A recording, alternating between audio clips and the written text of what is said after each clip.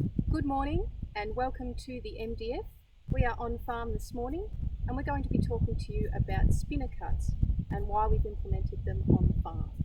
So my name is Jade Killoran. I've just accepted a role as the Extension Officer for the MDF and I'm here with Frank Tyndall, who's our Consulting Agronomist. So Frank, shall we talk about spinner cuts and why they remediate waterlogging and why waterlogging is so bad on a dairy farm? Okay, so we can see that this spinner cuts in the full length of the bay here. Waterlogging is quite a problem on flood irrigated farms. It's not so bad on spray irrigated farms, but with flood irrigation it is quite a problem. When the soil is waterlogged, the air has been bubbled out of the soil and plant roots need air and water. So when the soil is waterlogged, in other words, full of water, the plants don't grow very well. And of course, whenever you flood irrigate, you are applying a lot of water to the surface and it soaks into the root zone and bubbles out the water. It then drains down below the root zone, but while there is water sitting on the surface, that root zone stays waterlogged. Now, so first of all, waterlogging stops growth. At least it stops growth of ryegrass. Weeds like Testichum and Paspalum and wild millet and nutgrass can grow in waterlogged soils, and they do. So there's another problem associated with waterlogging, that you end up with species of plants in your pasture that you don't want. A third problem to waterlogging is that it causes nitrous oxide to be produced by the bacteria in the warm, wet soil. And nitrous oxide then bubbles out of the soil, goes up into the atmosphere. It's quite a dangerous greenhouse gas. It's about 200 or 300 times more dangerous than carbon dioxide. Plus, you're losing your nitrogen. So when you have waterlogged soils, the grass often seems yellow, even though you have applied nitrogen, and it's because a lot of the nitrogen's been lost due to the waterlogging. Waterlogging also causes problems when you try to graze the paddock. It can be too wet for too long, and therefore you pug the paddock up, and once you pug a paddock up, you get more weeds and you can't it doesn't irrigate properly and doesn't drain properly, so that's a pretty bad problem.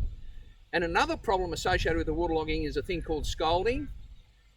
If there is a thin layer of water on the surface on a hot afternoon, especially if it's in a bare patch where the ground is brown and therefore absorbs sun, that layer of water gets very, very hot. It is very detrimental to the ryegrass growth. It can actually grow algae in that warm water, and you can see evidence of this when it all dries out later on. You can see a bare patch with crackly black algae on the surface. So there's lots of problems associated with waterlogging.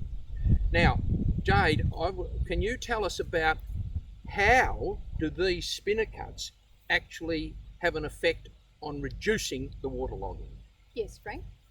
So the spinner guts are installed from the top to the bottom of a flood irrigation bay, and they are about 10 metres apart on average, and the first one has to be about 5 metres from the check bank. So they're regularly spaced across the paddock, and what they do is they ensure that the water has an avenue which is easy to flow down. So at the start of the irrigation, that means water travels to the mid and the back part of the bay a little bit faster, which is a little bit more efficient.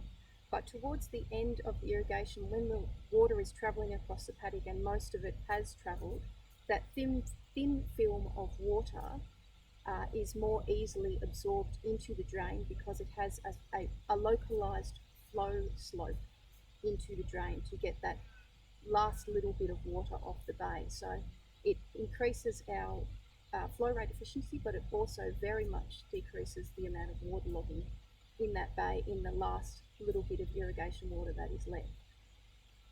Yeah, so we have a slope on this bay, it's about 1 in 400, and that removes a fair amount of the water. But there's always going to be a thin layer that 1 in 400 slope will not remove. So having a spinner cut nearby, you create a secondary slope sideways towards the cut.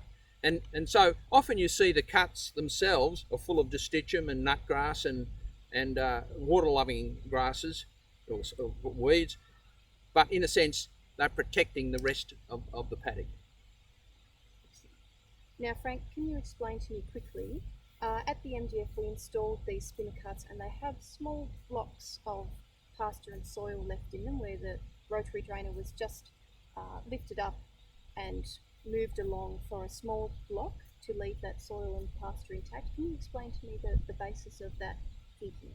So if you put in the spinner cuts at the end of the irrigation season, say in May, and there's going to be enough time between May and the next irrigation, which could be in September, October, or whenever, the grass will grow up in it and somewhat slow down the water flow in the spinner cut.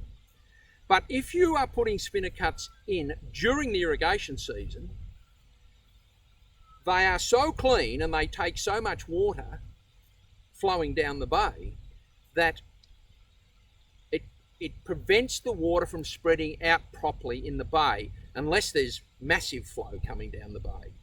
So what we do is simply leave this block in here, and that at least temporarily halts the water flow down the spinner cut, spreads the water out, and then the water flows on in a more spread out fashion. Later on, we really should cut all these little blocks out of the spinner cut so that they work a lot better now that the vegetation has built up a little and manure has built up a little bit in the cut to slow down the flow a little bit. Yes. And how deep would you say they have to be, Frank? Oh, I think about 50 mil. So you can see I've got this little trowel at the top of the cut. You can see 2 or 3 knuckles deep. I think they have to be that deep so that they last for a period of time. They need cleaning out probably once a year, but if you put them in very shallow, they disappear pretty quickly. And the ongoing maintenance is quite easy, isn't it? It's just a matter of taking the rotary drainer down and clearing out that drain, and quite easy to do on farm. Yes, especially if when you first put them in, these were put in with a tractor that was GPS guided, and the operator was quite experienced and he could put them in quite quickly. And very, very straight, extremely straight because of the GPS. Now, once you've got that straight cut, then you can put anyone almost on a tractor with a rotary drainer and they can follow that cut quite well. You wonder whether this should grow more grass, but the thing is, we know waterlogging is a real problem, especially on flood irrigated bays. And so it seems to me it just simply makes sense that the quicker you can get that surface water off the bay after that door has been shut, the better off you are. You'll get the grass growing back possibly a day earlier, and you'll minimise all those other problems that I mentioned at the start. So Frank, in your experience, we've installed the spinner cuts in all the flood irrigation bays at the MDF now. Would you say that the pasture composition and that transient waterlogging period has improved with the spinner cuts? Well, it's possibly a bit early to say, but I think, looking here, it's late January now. By now, we start to get a lot of the summer weeds coming into the pasture. And in fact, quite here, there's a spot here where some distichum has come in, and you can notice the distichum is starting to grow in the spinner cut.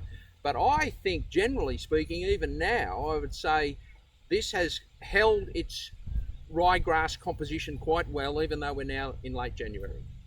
So they're possibly working. Yes. So early results from the MDF indicate that the spinner cuts are working.